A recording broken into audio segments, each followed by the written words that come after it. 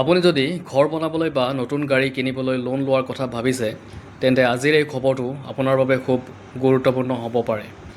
অসম চৰকাৰে নতুন executive order জাৰি কৰিছে আৰু এই অৰ্ডাৰত আপোন ঘৰ আৰু আপোন বাহন নামৰ জনপ্ৰিয় আঁচনি দুটাৰ বিষয়ে এটা ডাঙৰ সিদ্ধান্ত লোৱা হৈছে। প্ৰশ্নটো হৈছে এই আঁচনি দুটা বন্ধ হ'লে পুনৰ বৃদ্ধি কৰা হ'বনে? যদি বৃদ্ধি কৰা হৈছে তেন্তে কিমান দিনলৈ এই গোটেইখিনি কথা আমি এইটো ভিডিঅ'ৰ যদি জানিবলৈ চেষ্টা কৰিম। আহক আমি নটিফিকেশ্যনখনৰ সম্পূৰ্ণ কথাখিনি চাবলৈ চেষ্টা কৰিছোঁ। ইয়াত চাওক, বিষয় হৈছে আপোন ঘৰৰ প্ৰথমটো। তো ইয়াতে লিখিছে বিষয় আপোন ঘৰ, সুদৰ ইণ্টাৰেষ্ট ছাবভেনশ্যনৰ আঁচনিৰ ম্যাদ বৃদ্ধি।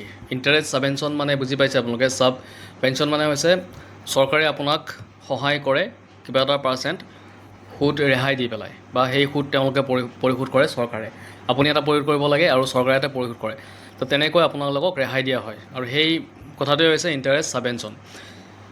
অসম চৰকাৰে আনন্দৰে জনাইছে যে আপোন ঘৰৰ ইণ্টাৰেষ্ট ছাবভেনশ্যনৰ আঁচনিখনৰ ম্যাদ 1/4/2026 তাৰিখৰ পৰা 31/7/2026 তাৰিখলৈকে বৃদ্ধি কৰা হৈছে।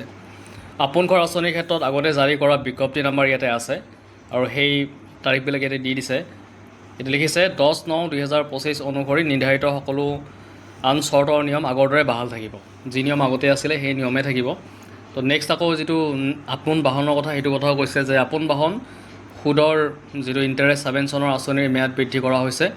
অসম চৰকাৰে আনন্দৰে জনাইছে যে আপোন বাহন ইণ্টাৰেষ্ট ছাবভেনশ্যন আঁচনিখন 1/4/2026 তাৰিখৰ পৰা 31/7/2026 তাৰিখলৈকে বৃদ্ধি কৰা হৈছে।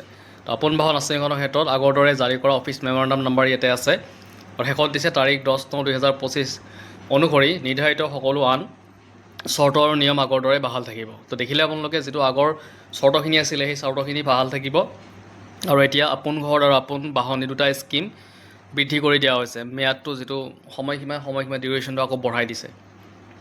তো এইটো খবৰ প্ৰত্যেকজন কৰ্মচাৰীৰ কাৰণে এটা বৃহৎ সুখবৰ ওলাই আহিছে আৰু আমি নটিফিকেশ্যনৰ সম্পূৰ্ণ কথাখিনি আমি ইয়াতে আলোচনা কৰিলোঁ। আৰু যদি ভিডিঅ'টো ভাল লাগিছে লাইক, শ্বেয়াৰ আৰু এটা ছাবস্ক্ৰাইব কৰি দিব।